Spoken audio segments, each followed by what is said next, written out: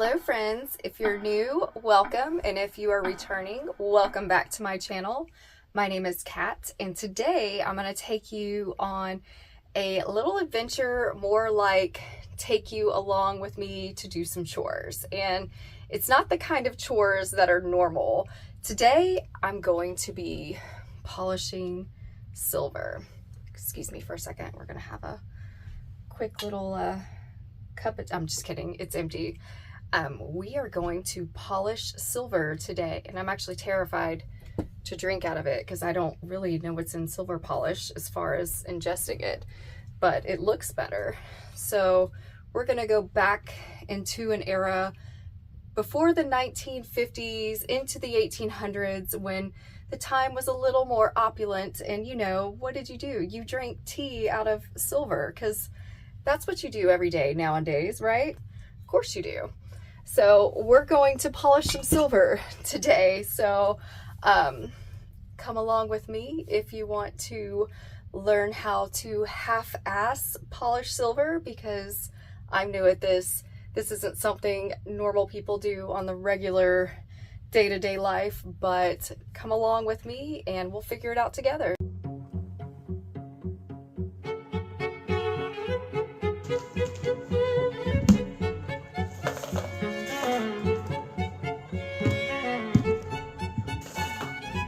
Okay, and yes, you're not losing your mind. It is Valentine's Day when I recorded this. I have just apparently have been lazy this year and taking my sweet time on editing. I'm just getting everything situated, and I've got my little helper peeking around the corner. There's Locke, while I'm getting on my protective gear. I guess you could call these little flimsy gloves that, but I just don't want to get the polish on my hands, so let's get going. So I picked this up at my local Home Depot, this Wright's Silver Cream, and you can see here that my silver is silver plate, and you can tell that underneath there's a different kind of metal that's kind of patinaed through the silver over the years. I'm gonna try a small space, I think, first on it. I'm gonna try the lid just so I don't marl it up if it's not gonna work. But that's where I started, right here on the top of this piece. It came with a little sponge, applicator sponge, and it's just like a little pink slimy looking stuff, and I'm just taking it and buffing it around the top of the lid.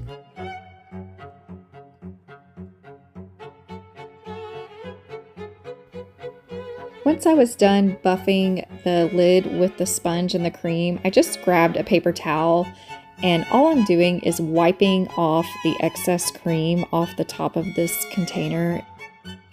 Right here, you can tell when I put the lid on top of the pot, you can see a big difference in the lid and the bottom. So the polish does work. It just takes a little working with to get it to go.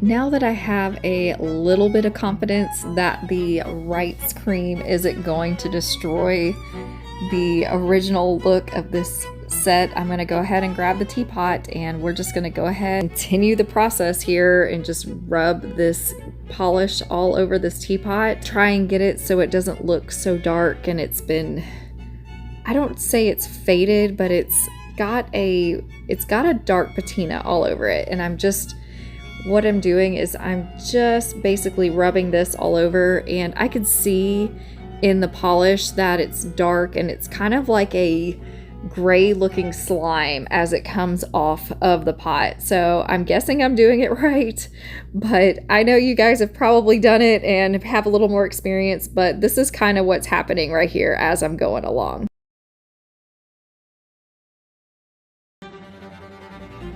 All right, we're moving on. We are going to wash the teapot off.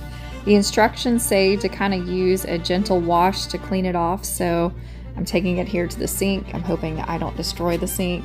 And I had to have a moment for this light. I bought it off Poshmark, and when I did a little research on it, it came from the early 1900s, and it is way bigger than I was anticipating. I thought it was just going to be a little tiny small drop light, but you can see when I put my hand up to it, it's actually the size of my head. And I absolutely love these vintage lights that you can find on eBay, Etsy, and Poshmark. But I just had to take a moment and show you guys this light. For if you're thinking about buying an antique light for your bathroom, I highly recommend it. And I had my electrician install it, so that way when you're sitting on the toilet, there's no fear of it dropping on your head, because I swear the thing probably weighs about 40 pounds. It would probably knock you unconscious, if not kill you.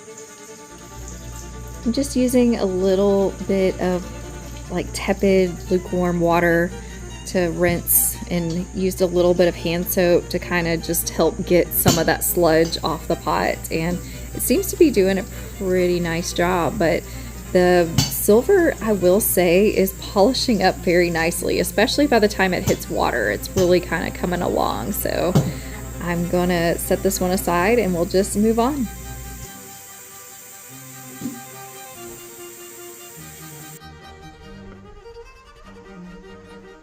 Okay, here we go. One teapot down, and I'm doing the last little wipe here on it. And it did polish up pretty nice. I can still see some of the, it's probably copper underneath it. I'm guessing that it was plated. And you can see here I have another teapot that I haven't touched. So I'm getting ready to polish this last one up. And here's some of these pieces that were smaller that I polished first. And they came out beautifully with that Wright's cream.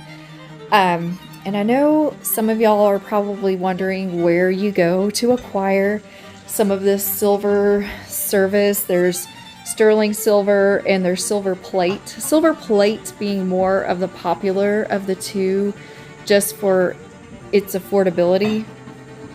So these silver plated serving sets, they became widely popular, I'm gonna say in the early, or probably not early, probably like mid to late 19th century. Just because of the industrialization of, you know, how they could manufacture it, so they could get it into everybody's households for somewhat of an affordable price. And a lot of the plate is plated over copper, or I don't know if it's nickel. It's not full silver, or else this set would not be affordable today. And there are sterling silver sets that are a little more expensive, and then there are some silver sets that are extremely rare and extremely expensive. But for the most part, the ones that you'll find out in the market, where you can go to Etsy or Poshmark, I don't know about Poshmark, but eBay especially, will be your silver plated sets.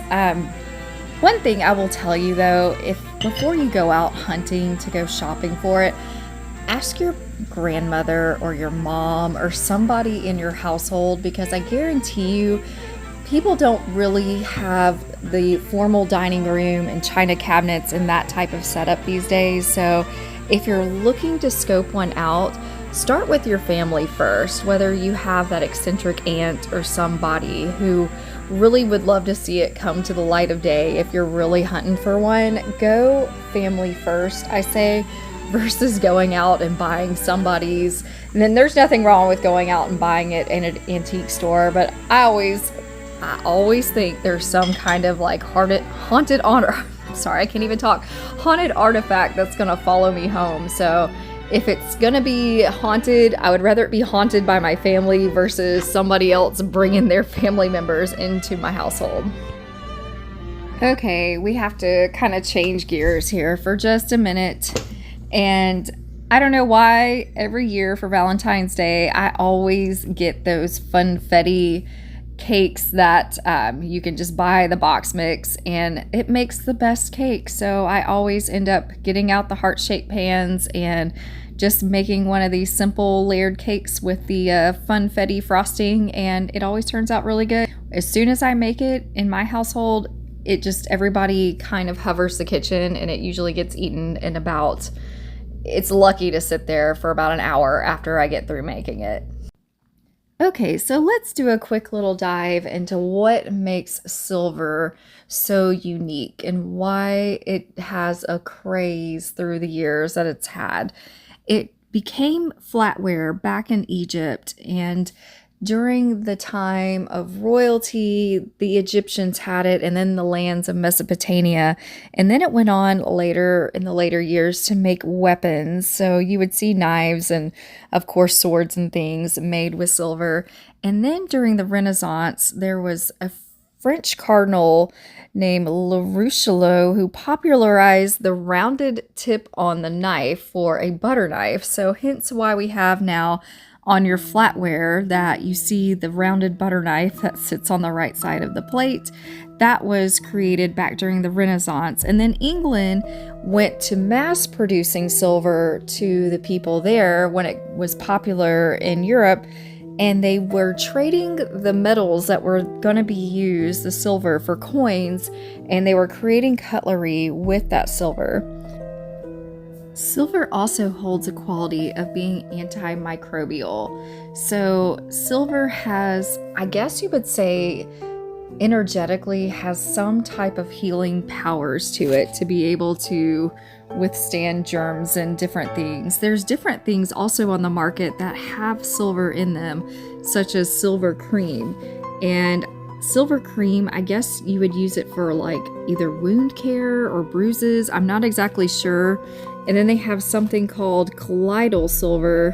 Colloidal silver is used in different things. And then also, I don't know if you're kind of a strange, like me, I follow all kinds of strange medicine and remedies. And I know if you get into like the Edgar Cayce type of treatments, I know they have something called the wet cell battery, and it uses microcurrents. And what you can do is use that current along with a solution of the colloidal silver, or sometimes it'll be a gold chloride depending on what it is you're treating. And I know that some of that stuff is used for treatment of either Parkinson's or MS. I would say your neurological diseases can kind of be, I don't know, calmed with some kind of current in silver or gold.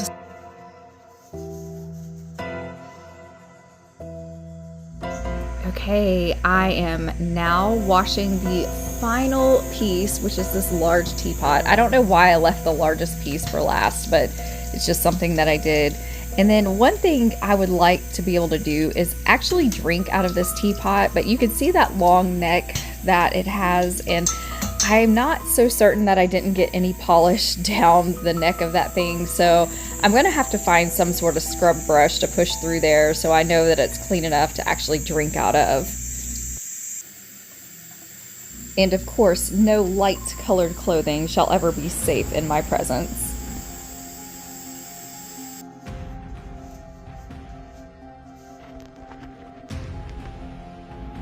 Okay, the gang is all here. Every item that I polished, I wish I had done a before video just to see how dark and dreary all these things looked, but they polished up really nice. And I even have a little cake stand in my set, so I hid that cake that I baked earlier, so that way you'll see where it all goes here in a minute. Okay, I have all the pieces. I've moved them here to the living room, and one of the neat things is my set came with this cake pan, and as you'll know, I'm gonna pull that cake out. Oh, here it is. We're gonna bring it out of hiding, and it just goes just beautifully here with the set. And I just love having real silver, or I guess you would say plated silver, in the space. It just kind of elevates the mood of the room, where you don't just have some mass-produced, Hobby Lobby decor or something you can just find anywhere. So I highly recommend go find yourself some silver through your family, or thrifting, however you go about finding your things. And one thing too, at nighttime, it even kind of just elevates the space where the lights just kind of cast so dimly off of it, and it just kind of sets the tone, whether you're going to have a murder mystery date night at home, or lay on the couch and watch some horror movies, or if you're getting yourselves ready to go out to a vampire ball or something that you don't normally do every day and you just want to elevate the space. I think the real crime in today is that they've done away with silver to go to stainless, and I know it's at a cost, but I say let's go back in time and let's re-elevate our spaces to this look. I hope you guys enjoyed this little adventure as far as polishing your grandmother's old tea service set, and I hope this gives you a little inspiration for something to do where you can go and find some, or go thrifting and find your own, because you know that's what you need to have in your life, is you need a silver tea service. So thank you all for watching. I hope that you follow along for the next video, where I will be doing something, I assure you, completely different. So until next time, thank you so much. Bye.